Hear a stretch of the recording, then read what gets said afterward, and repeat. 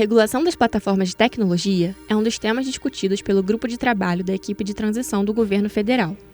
Empresas como o Google e a Meta, que administra Facebook, WhatsApp e Instagram, cada vez mais influenciam como vemos e interagimos no mundo. Elas também provocaram um terremoto na forma como se faz jornalismo ou mesmo como empresas de comunicação conduzem seus negócios. E este foi o tema de um seminário organizado pelo Grupo de Pesquisa de Economia Política da Comunicação da PUC-Rio, em parceria com a Associação Brasileira de Imprensa. A distribuição está muito na mão das plataformas e elas acabam, então, dizendo o que pode, o que não pode, enfim, elas têm força de lei ali naquele ambiente. E isso é muito complicado, né? Eu acho que esse meio de distribuição, as buscas, tudo isso também tinha que ser público, na minha opinião, né? Não estatal, mas público. Presidente da ABI, o jornalista Otávio Costa reforçou a importância da parceria entre a associação e pesquisadores da universidade.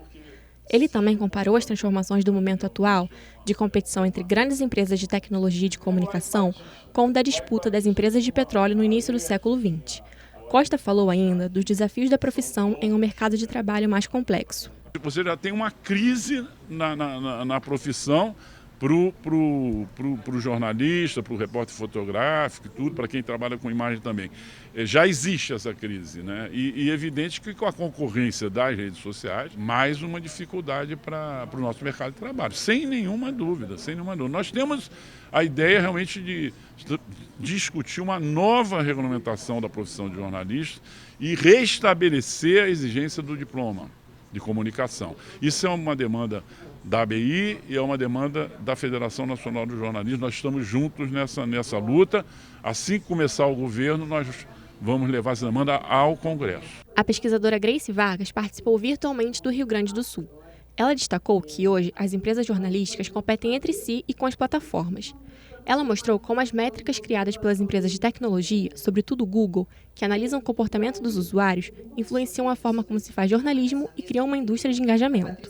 A professora Luciana Braffman analisou as mudanças de design do Google para tratar as notícias, o embate de empresas jornalísticas europeias com as plataformas americanas e o papel das empresas de tecnologia como editoras do conteúdo jornalístico. O poder nas plataformas, elas entrando cada vez mais na atividade jornalística, seja com premiações, programas de treinamento, novas ferramentas, cada vez mais elas ensinam, elas tentam ser parceiras ensinando aos jornalistas como se posicionar melhor num ranqueamento de busca de SEO, por exemplo, se a gente está falando do Google, né?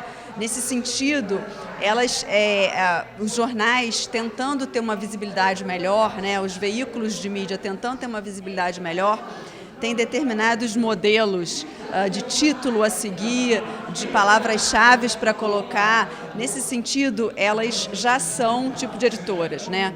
Os algoritmos, em outra frente, os algoritmos, as matérias que são escolhidas, que a gente não sabe bem como funcionam esses algoritmos, né, que ranqueiam as matérias, quer dizer, que matéria você vai ler, onde você vai ler e como você vai ler. Isso também é um tipo de edição. Repórter com ampla experiência na mídia tradicional e conselheiro da ABI, Marcelo Auler contou um pouco sobre sua migração para o ambiente digital e o trabalho em canais no YouTube. Ele mantém um blog onde publica suas reportagens e participa dos canais TV GGN e TV 247. A grande oportunidade que o jornalismo digital traz para nós profissionais é a maneira mais rápida e fácil de contato nosso, principalmente quando você faz em programas de lives e programas ao vivo, nossa com o nosso telenauta, nosso telespectador, que eu costumo chamar de telenauta. Há uma resposta a comentários, a críticas, a questionamentos que fazem com que a relação seja mais próxima. O jornalista Luiz Nassif, do site Jornal GGN e do canal do YouTube TV GGN, participou online direto de São Paulo. Ele falou sobre a crise do modelo de negócios das empresas tradicionais de mídia com a chegada do Google e sobre como as plataformas exercem um papel na geopolítica global. Então, a Folha, por exemplo, ela passa, em vez da matéria contextualizada, ela passa a definir um tamanho máximo de matérias. Ou seja, passa a disputar com o blog, isso tudo, sem ter o recurso do link para fortalecer as matérias. As questões de direitos autorais e de uso de dados pessoais na rede também foram tema do seminário.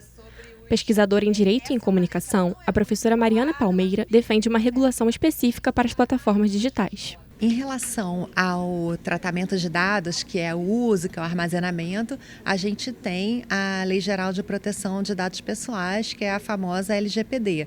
E ali tem toda uma regulamentação sobre como os dados pessoais podem ser tratados, em quais situações, quais são as responsabilidades dos agentes que tratam esses dados, incluindo as plataformas.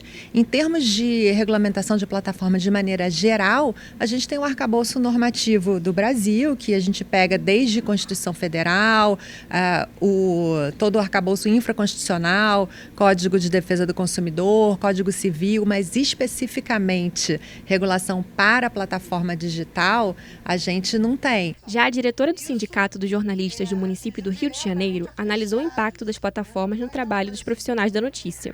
Plataformização, ela, digamos assim, ela exponencializa essa precarização. Por quê? Porque como não é uma empresa reconhecida como jornalística, ela procura impor um outro modelo de trabalho, um outro modo de trabalho. E isso meio que anula, né, toda a rotina do jornalista, né? Ela procura impor a sua rotina, que é a rotina do clique, da velocidade, e com isso a própria credibilidade fica ameaçada, daí você tem as fake news aí aos montes.